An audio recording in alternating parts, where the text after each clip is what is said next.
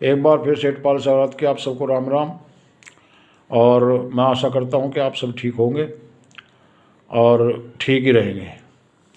तो बात के भृगु ऋषि थे, तो उनके मन में आई कि भाई ब्रह्मा विष्णु महेश में से बड़ा कौन है, तो इनकी परीक्षा ली जा। तो अब भाई परीक्षा लेने की मन में ठान के और भृगु ऋषि सबसे पहले किसके पास पहुँचे? ब्रह्मा जी के पास। अब ब्रह्मा जी के पास पहुँचे तो वह ब्रह्मा को जो है उन्होंने जाते ही और वह धक्का वक्का दे दिया। अब वह ब्रह्मा जी क्रोधित हो गए और ब्रह्मा जी ने जो है वह उसको बड़ा भला बुरा कहा। अब भाई ब्रह्मा जी से क्षमा मांग ली उन्होंने, कहा भगवान मुझे क्षमा करो, मेरी मनसा आपको आपके मन को ठेस पहुंचाने की नहीं थी, तो मैं क्षमा चाहता हूँ। अब भाई ब्रह्मा जी ने जो है अनुनय विनय न करने के बाद में उसको क्षमा कर दिया। अब पहुंच गए भृगु जी कहाँ? शिव जी के पास में। तो शिव जी के पास में पहुंच गए तो शिव जी को भी उन्होंने जो है इसी तरह से करा।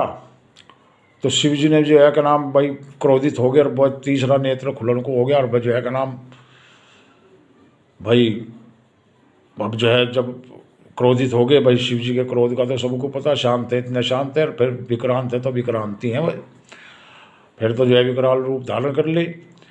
भाई उनके कोप से तो पूरी सृष्टि थर रहा है, चाहे कोई भी हो, कितना भी बड़ा धुरंधर हो, आदिदेव महादेव हैं, देवों के देव हैं, अनाथों के नाथ हैं, भोलेनाथ हैं। तो अब भाई भृगु ऋषि ने जो है का नाम उनसे ही माफ़ी मांग ली, कहा महादेव हे भगवान, मैं आपके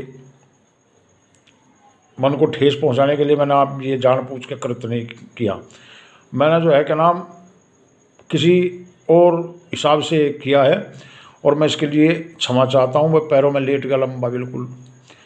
अब भाई कल जब तक क्षमा नहीं करोगे जब तक पैर छोड़ दूँ नहीं मैं। भाई भृगु ऋषि ने महादेव को मनाया और वहाँ से चल दिए। अब चल दिए तो जो है सीधे पहुँचे क्षीर सागर में। क्षीर सागर में जो है पहुँचे, लक्ष्मी जी पैर दबा रही, विष्णु जी वह शेष सैया पर आराम कर रहे, और जब शेष सैया पर आराम कर रहे भृगु जी शेष सामने से जाते ही और विष्णु जी की छाती में लात मारी धैर्य जैसी। अब वह छाती में लात लगते ही लक्ष्मी जी तो क्रोधित होगी, लेकिन विष्णु जी ने भृगु जी के पैर पकड़ लिए, कहला भगवान आओ भाग्य आप पधारे और आपने इतना कष्ट किया, ये बताओ आपके पैर को चोट तो नहीं आई?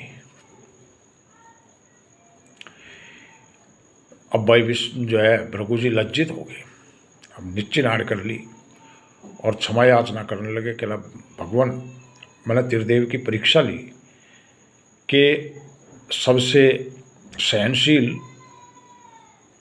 कौन सा देव है, तो मैंने आपको सबसे सहनशील पाया और आप ही त्रिदेवों में बड़े हैं। वैसे त्रिदेव तो भाई 3 अंश हैं और त्रिगुणी माया है, तो तीनों बराबर हैं, इनमें किसी प्रकार का भेद नहीं करना चाहिए। लेकिन मेरे मन में जिज्ञासा हुई तो मैंने जो है का नाम ये जानना चाहा। तो अब जानने के बाद में जो है क्या नाम आप मुझे सबसे सहनशील और सबसे उदार और सबसे महान देव आप लगे। अब लक्ष्मी जी क्रोधित हो रही थी, लक्ष्मी जी को विष्णु ने समझाया कि ले जो है ब्राह्मण हैं, वह ऋषि हैं और इन जो है भगवान भक्त के वश में होता है, तो इनका हमें आदर करना चाहिए और इस तरह से क्रोधित नहीं होना चाहिए। देवी शांत हो जाओ, तो लक्ष्मी जी शांत होगी और भृगु जी आज्ञा लेकर वहाँ से चले आए। तो ये थे त्रिदेवों में बड़ा कौन। इसी प्रकार से एक बार जो है क्या नाम फिर बात कहाँ पहुँच गई कि जो नारद जी थे, भाई नारद जी को घमंड हो गया।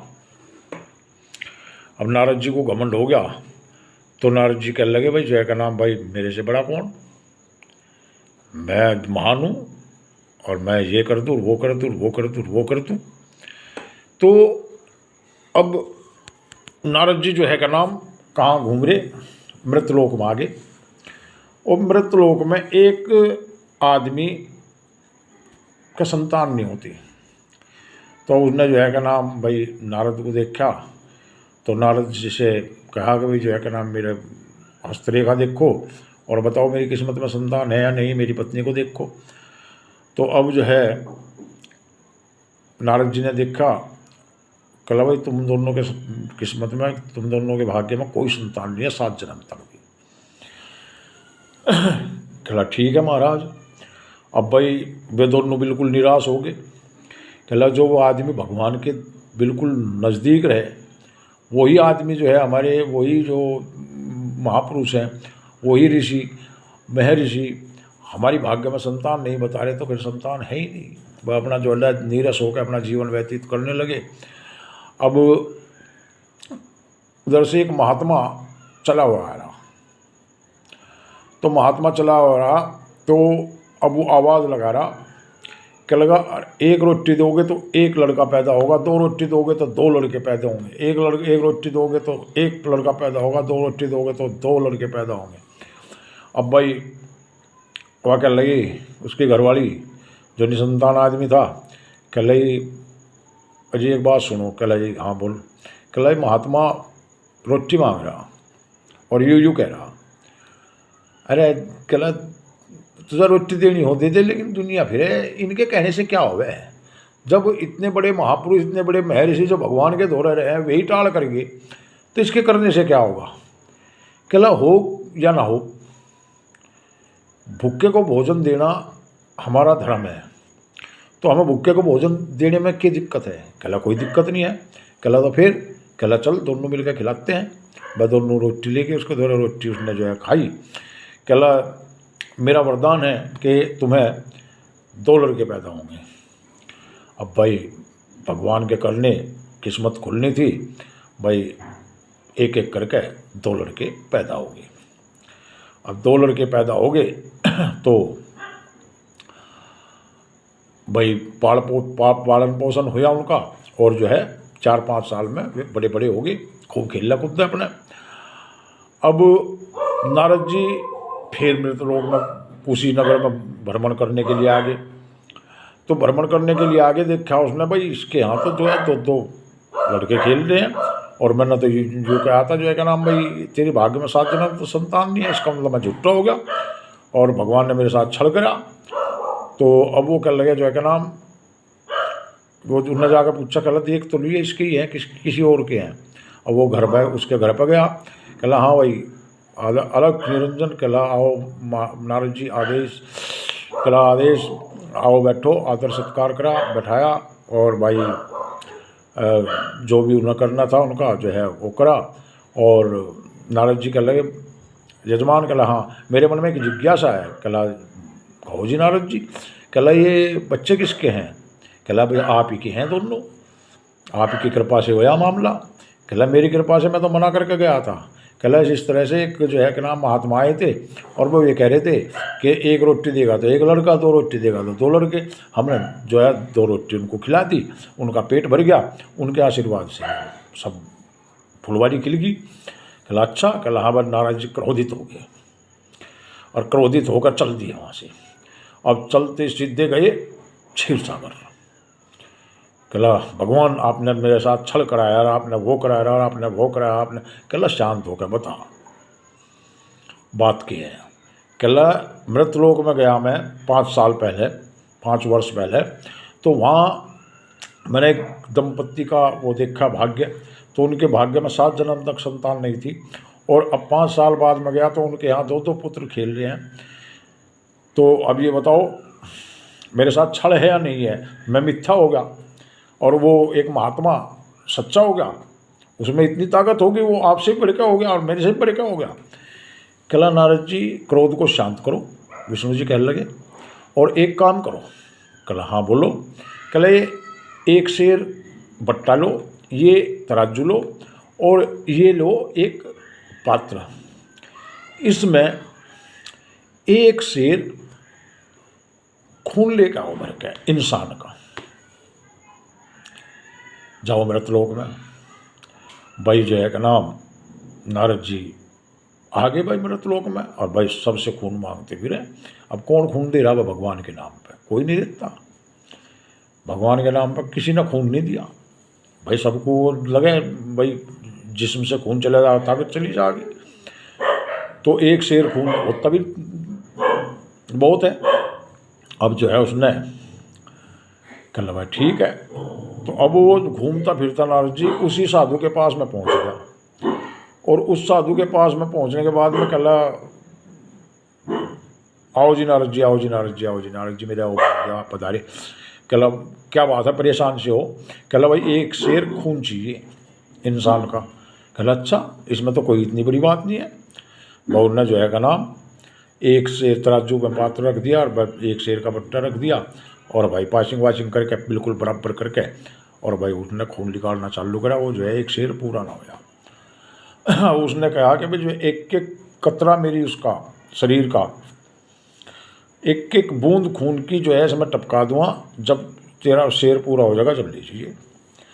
तो अब उसने जो है का नाम भाई जब वो बिल्कुल मरने हालत में आ गया और यूँ है प्राण निकलने वाले हैं, तो भाई वो शेर पूरा हो गया, उसका एक शेर खून पूरा हो गया। नारद जी लेके चले गए। अब नारद जी लेके चले गए।